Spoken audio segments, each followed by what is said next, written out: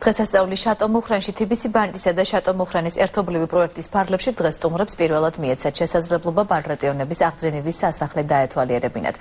ივანე მუხრან-ბატონის დაბადებიდან 200 წლის თავზე ორგანიზატორები დღეს პროექტის მეორე ეტაპის დასრულებას აღნიშნავდნენ. მთელი დღის განმავლობაში ბანკრატიონების საგვარეულო მამულში სხვადასხვა ღონისძიებები იმართებოდა, რომელიც კონცერტით დასრულდა.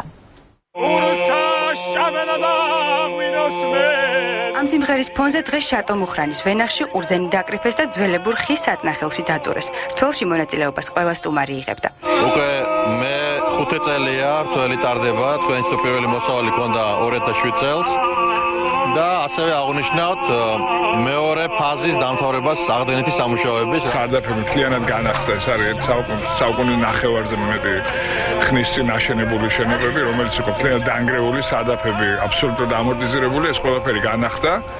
ყურძნის დაწურვის შემდეგ შემოდგომის ფესტივალი მოეწყო. სტუმრებმა მონაწილეობა მიიღეს პურის ცხობაში, არყის გამოხდასა და ჩურჩხელის ამოვლებაში. პირველად ვაკეთებ ამაზე, ძალიან მოწონს და საერთოდ ძალიან მომწონს აქაურობა.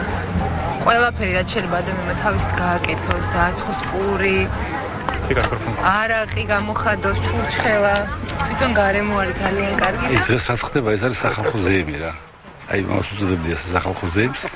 ეს არის ბედნიერება, რომ ასეთ ამი ხდება. შემოდგომის მადლი შეგეწიოთ ხალხმა.